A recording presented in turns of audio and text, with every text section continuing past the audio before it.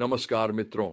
आज हम अब्राहम के जीवन के एक महत्वपूर्ण क्षण में गहराई से उतर रहे हैं। उत्पत्ति 17 में उसका परमेश्वर से सामना होता है जो उनके भविष्य को बदल देगा और आने वाली पीढ़ियों को प्रभावित करेगा।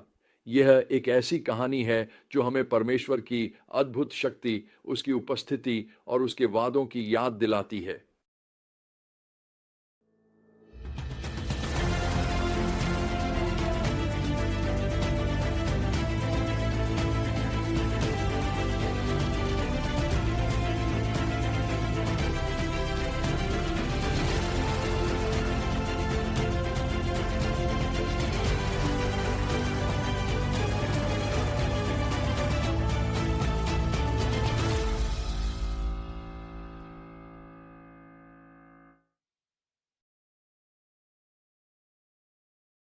अध्याय की शुरुआत परमेश्वर द्वारा अब्राहम के सामने खुद को एक नए रूप में प्रकट करने से शुरू होता है। वह उत्पत्ति 17:1 में कहते हैं, मैं सर्वशक्तिमान परमेश्वर हूं, मेरे सामने विश्वास योग्यता से चलो और निष्कलंक रहो। यहां प्रयुक्त हिब्रू नाम एल शद्दाई है, जिसका अर्थ है सर्वशक्तिमान परमेश्वर या संपूर्ण रूप से पर्याप्त परमेश्वर। अब्राहम को यह जानने की आवश्यकता थी कि जो परमेश्वर उससे बात कर रहा था वह कोई साधारण देवता नहीं, बल्कि सर्वशक्तिमान, संपूर्ण रूप से पर्याप्त परमेश्वर था जो कुछ भी कर सकता था। लेकिन इस प्रकाशन के साथ एक जिम्मेदारी भी आई। परमेश्वर अब्राहम से कहते हैं, मेरे सामने विश्वास योग्यता से चलो और निष्कलंक रहो। दूसरे शब्दों में, ऐसे जियो जो पूरी ईमानदारी और पूर्ण दिल से समर्पण के साथ मेरा सम्मान करे। अब्राहम की प्रतिक्रिया गहरी थी। आयत 3 हमें बताती है कि वह प्रभु के सामने मुंह के बल गिर पड़ा। यह पहली बार नहीं था जब परमेश्वर ने वाचा के बारे में बात की थी, लेकिन इस मुलाकात में कुछ अलग था। यह इतना जीवन परिवर्तनकारी था कि परमेश्वर ने अब्राहम को एक नया नाम दिया, अब्राहम, जिसका अर्थ है बहुत सी जातियों का पिता। देखिए, अब तक अब्राहम अपने तरीकों से परमेश्वर के पुत्र देने के वादे को पूरा करने की कोशिश कर रहा था, जैसे कि हाजिरा को दूसरी पत्नी बनाना।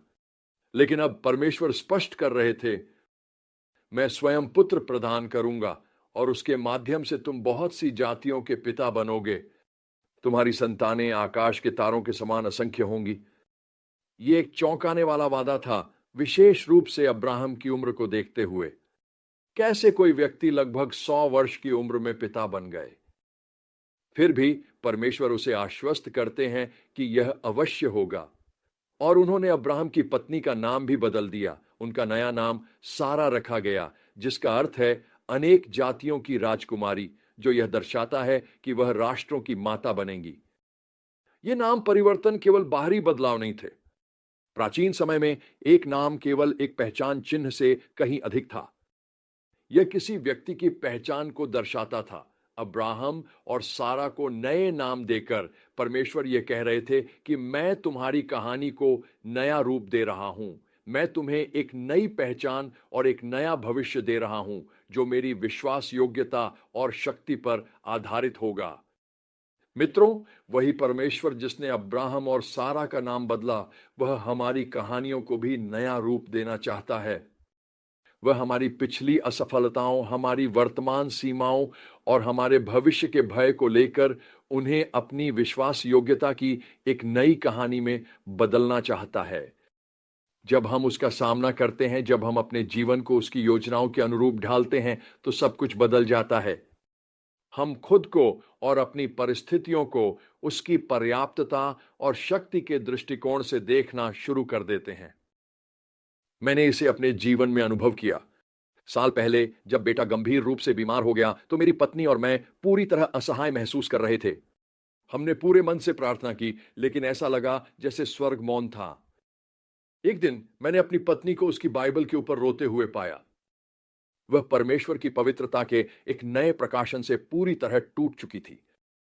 जब हम साथ में बात करते और प्रार्थना करते थे, तो हमें दोनों को अपने जीवन के उन क्षेत्रों का एहसास हुआ जिन्हें समर्पण और पुनर्संरेखण की आवश्यकता थी। परमेश्वर के साथ वह मुलाकात अत्यंत गहरी थी। हमने निर्णय लिया कि हम कुछ दिन निकालकर उसे पूरी तरह से खोजेंगे। उस समय के दौरान परमेश्वर ने हमसे अद्भुत तरीकों से मुलाकात की। उसने हमारे हृदयों को, हमारे विवाह को और हमारे बुलावे की भावना को नया कर दिया। हम उस समय से सुसमाचार को राष्ट्रों तक ले जाने के लिए एक नई आग के साथ निकले और इसने दशकों की सेवकाई की दिशा निर्धारित कर दी। देखो, जब हम सर्वशक्तिमान परमेश्वर से मिलते हैं तो हम अंदर से बदल जाते हैं। अब्राहम की तरह शायद हमने भी अपनी ही शक्ति से परमेश्वर के उद्देश्यों को पूरा करने का प्रयास किया होगा, लेकिन वह हमें आमंत्रित करता है कि हम उसकी पर्याप्तता पर भरोसा करें।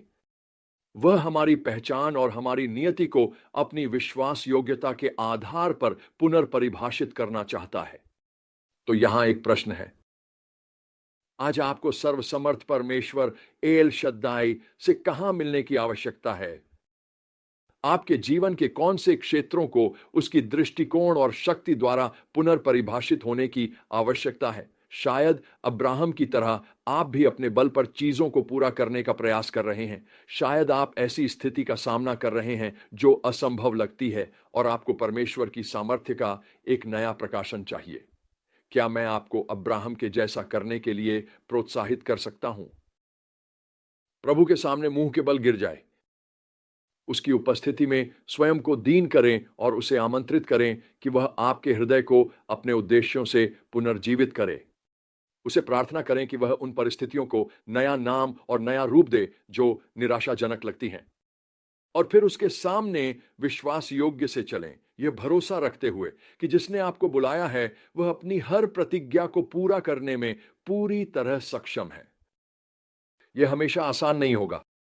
अब्राहम की कहानी निश्चित रूप से प्रतिज्ञा से पूर्ति तक एक सीधी रेखा नहीं थी, लेकिन हर मोड़ और उतार चढ़ाव के बीच परमेश्वर उसे आकार दे रहा था, उसे नया नाम दे रहा था और उसके जीवन को एक ऐसी नियति के अनुसार पुनर्परिभाषित कर रहा था जो उसकी कल्पना से कहीं अधिक महान थी। वही परमेश्वर आपके जीवन में भी कार्य कर रहा है। तो उसकी उपस्थिति की अद्भुत शक्ति को अपनाएं, उसे आपकी आशंकाओं को विश्वास में, आपकी कमी को पूर्णता में और आपके अतीत को संभावनाओं में बदलने की अनुमति दें, क्योंकि आप एल शद्दाई सर्वथा पर्याप्त परमेश्वर की सेवा करते हैं और वह हमारे जीवन को पुनर्परिभाषित करने में निपुण है उसकी महिमा के लिए।